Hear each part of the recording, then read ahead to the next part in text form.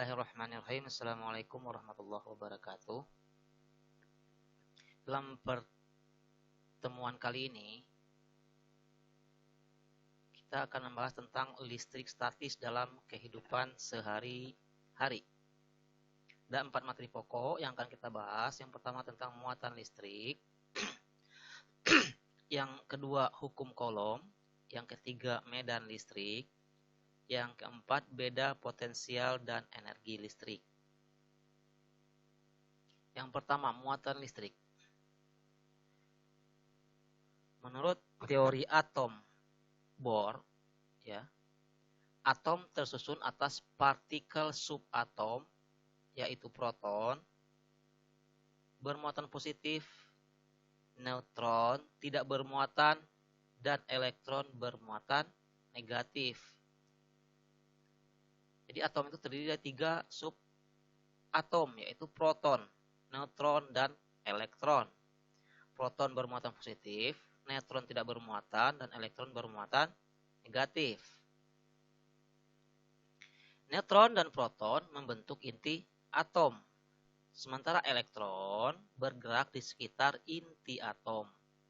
Kalau kita gambarkan kira-kira seperti ini. Ini yang di tengah adalah inti atom, disusun oleh proton, yang ini yang ada tanda positif, dan neutron yang tanpa tanda.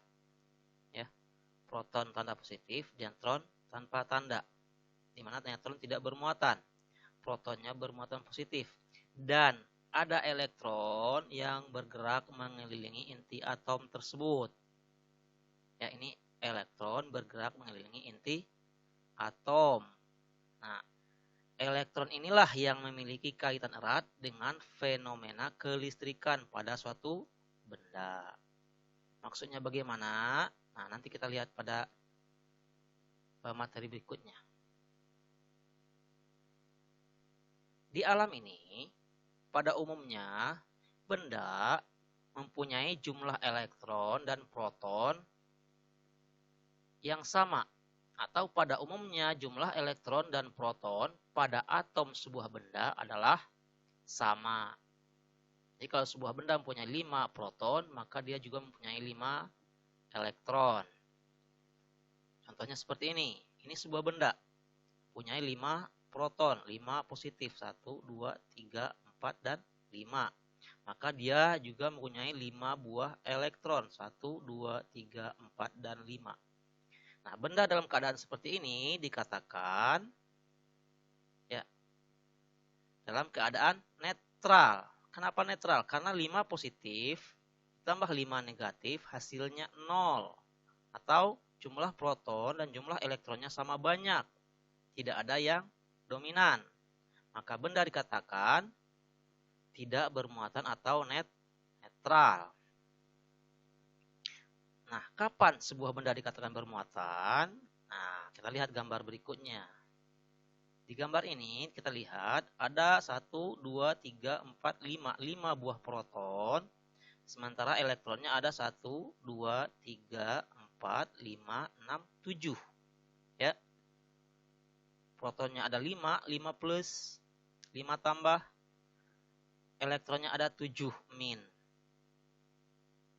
Kita jumlahkan menghasilkan 2 min. Artinya ada kelebihan 2 muatan negatif atau kelebihan 2 buah elektron.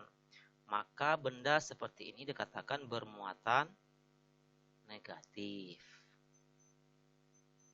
Nah, sebuah benda dikatakan bermuatan negatif jika benda tersebut kelebihan elektron. Ini elektronnya lebih 2 buah.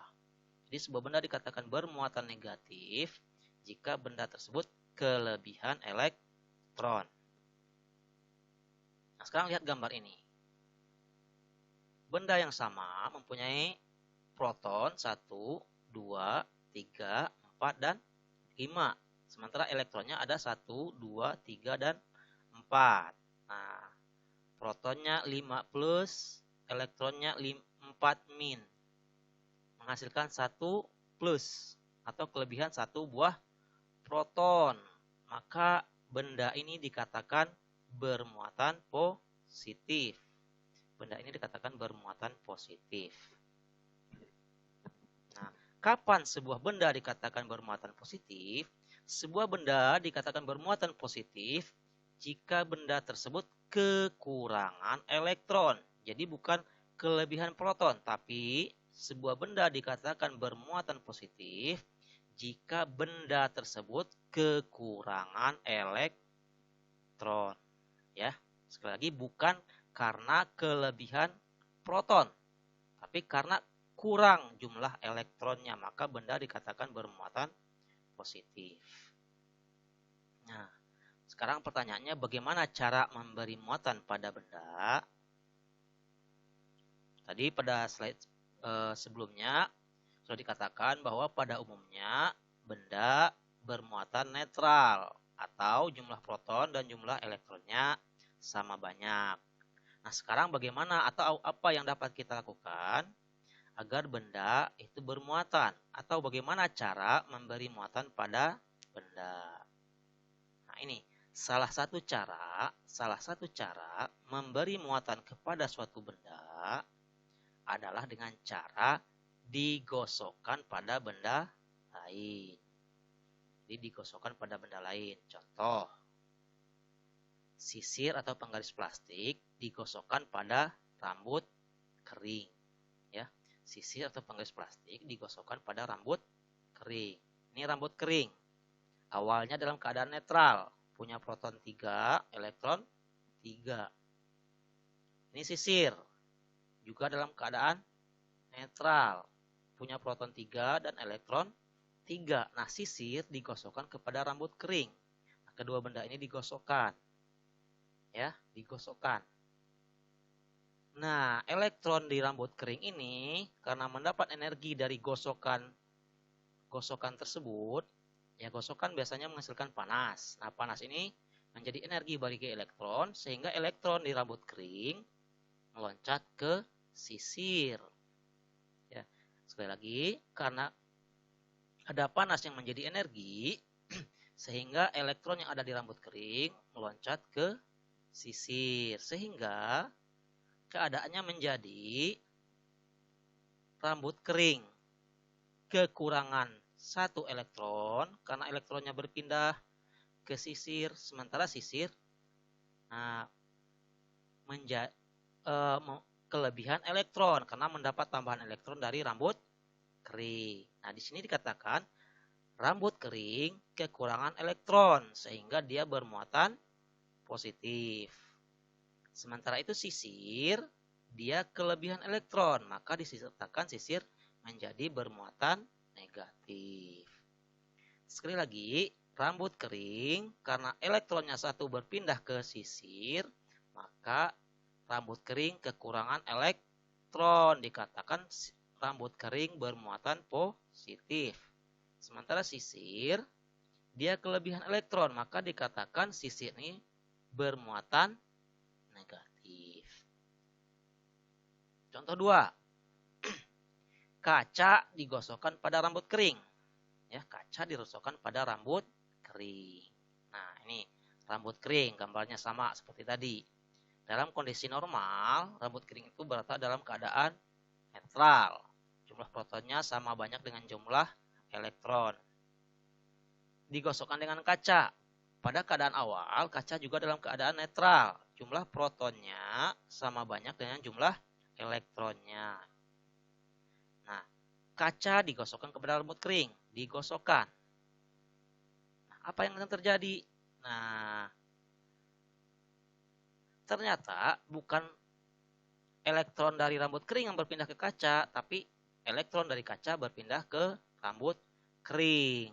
Ini disebabkan oleh apa? Biasanya disebabkan oleh daya ikat, ya, daya ikat atau daya tarik yang terdapat di kaca lebih kecil daripada daya ikat atau daya tarik yang terdapat pada rambut kering. Jadi sekarang elektron dari kaca berpindah ke rambut kering.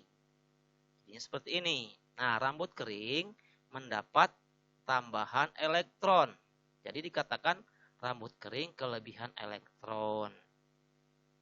Karena kelebihan elektron, maka dikatakan rambut kering bermuatan negatif. Sementara kaca, karena kekurangan elektron, elektronnya hilang satu, maka dikatakan kaca bermuatan positif karena kekurangan elektron. Nah, sekarang bagaimana sih sifat-sifat benda bermuatan? Tadi dikatakan benda bermuatan, ada benda bermuatan negatif jika benda tersebut kelebihan elektron. Benda bermuatan positif jika kekurangan elektron. Nah, sifat-sifat benda bermuatan, yang pertama, benda yang bermuatan sama jika didekatkan akan tolak menolak. Muatannya sama, kalau positif sama-sama dengan positif, negatif sama-sama dengan negatif. Nah, ini A, kita lihat di sini kekurangan satu elektron, maka A dikatakan bermuatan positif. Didekatkan dengan B yang juga kekurangan satu elektron, B ini bermuatan positif. Maka jika A didekatkan kepada B, maka yang terjadi adalah tolak menolak. Ya. Jadi yang sejenis jika didekatkan akan tolak menolak. Kemudian sifat kedua dari benda bermuatan adalah benda yang bermuatan berbeda jika didekatkan akan tarik menarik. Bermuatan berbeda, maksudnya ada benda bermuatan negatif didekatkan dengan benda bermuatan positif, maka akan terjadi tarik menarik. Nah, ini A, benda bermuatan positif karena kekurangan satu elektron. B, benda bermuatan negatif karena kelebihan 2 elektron. Maka jika benda A dan benda B didekatkan, maka yang akan terjadi adalah ada gaya tarik menarik. Ya, tarik menarik. Nah, interaksi kedua muatan, baik positif dan negatif, ya, sekali lagi, interaksi kedua muatan, positif dan negatif, inilah yang disebut dengan gejala listrik statis. Jadi, gejala listrik statis itu adalah interaksi muatan positif dengan positif, atau positif dengan negatif, atau negatif dengan negatif.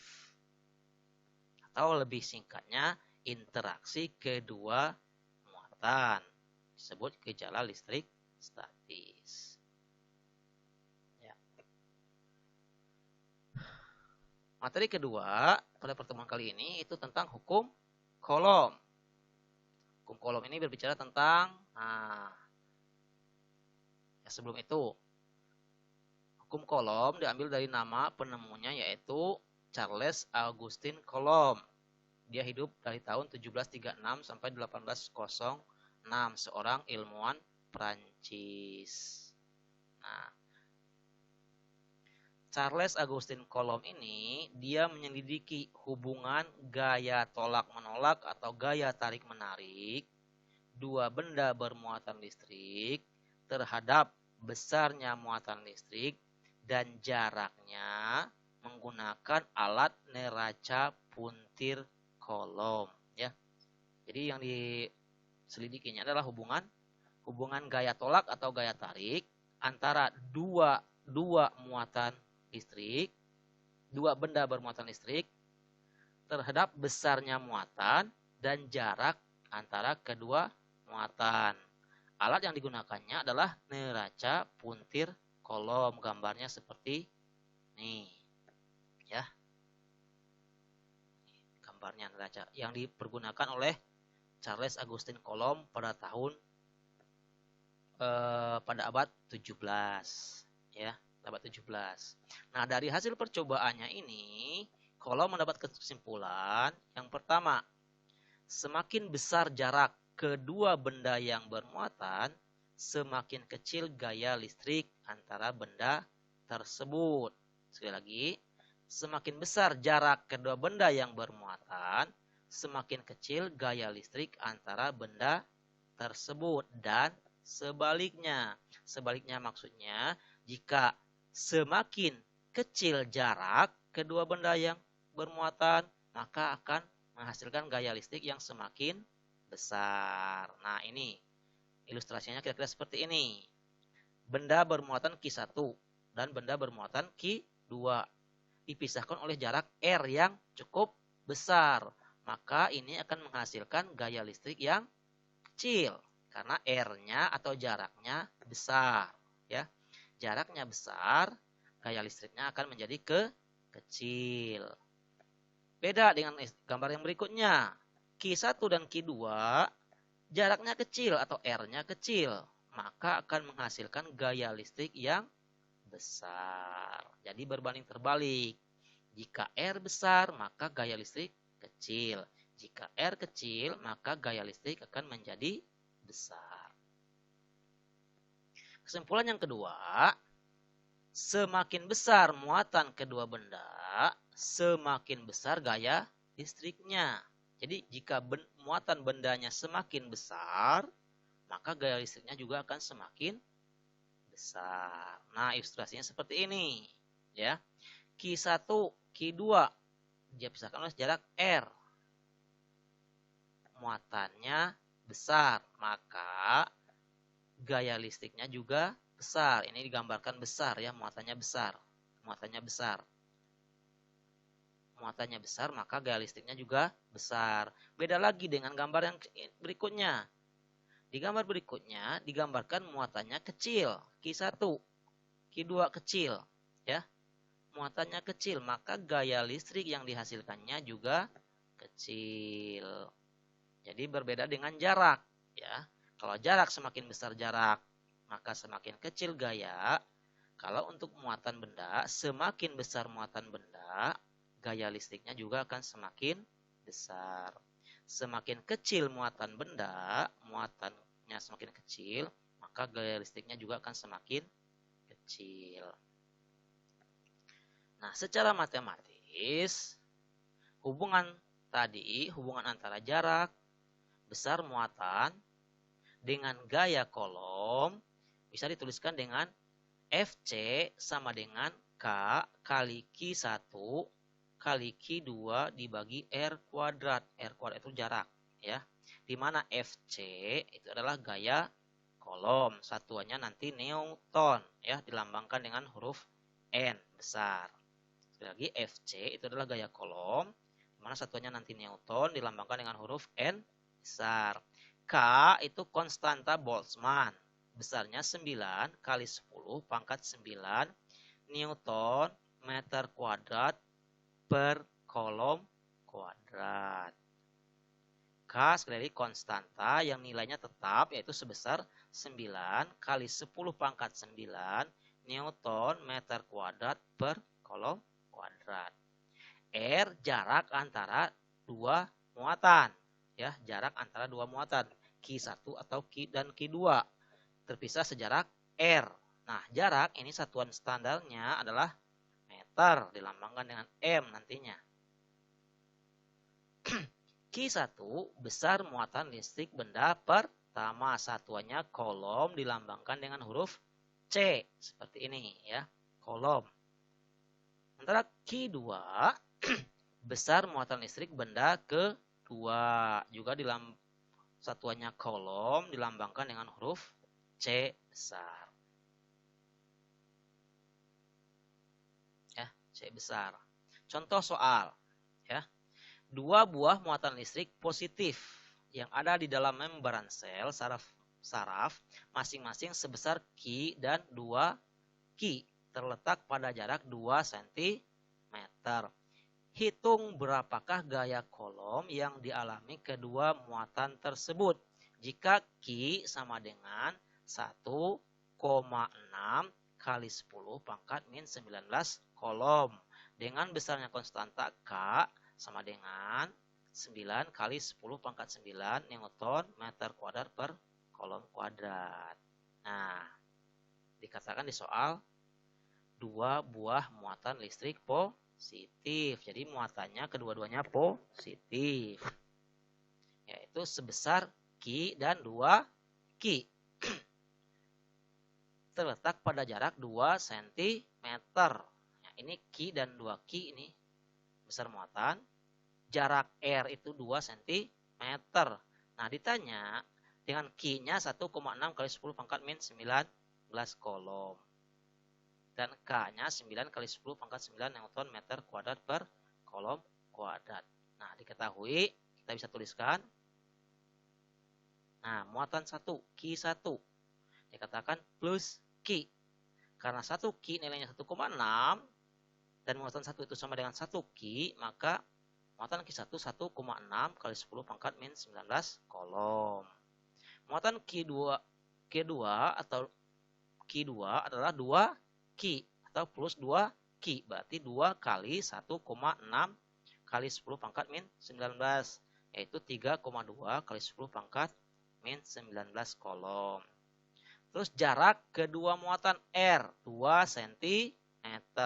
Dituliskan dalam satuan meter menjadi 2 per 100 meter. Atau dalam secara penulisan baku ditulisnya 2 kali 10 pangkat min 2 meter. 10 pangkat min 2 itu artinya 1 per 100. Jadi 2 cm dituliskan secara baku, maka 2 kali 10 pangkat min 2 meter. Nah, ini cara menghitungnya. 2 cm sama dengan titik-titik meter. 2 cm sama dengan 2 kali 1 cm. 1 cm itu sama dengan 1 per 100 meter. Nah, 1 cm-nya kita ganti dengan 1 per 100 meter. 1 per 100 itu sama dengan 1 kali 10 pangkat min 2. Maka 2 cm boleh juga kita tulis menjadi 2 kali 1 kali 10 pangkat min 2 meter. Jadi 2 cm itu sama dengan 2 kali 1 kan 2. Berarti 2 kali 10 pangkat min 2 meter. Nah, ini 2 kali 10 pangkat min 2 meter. Ini dapatnya dari sini. 2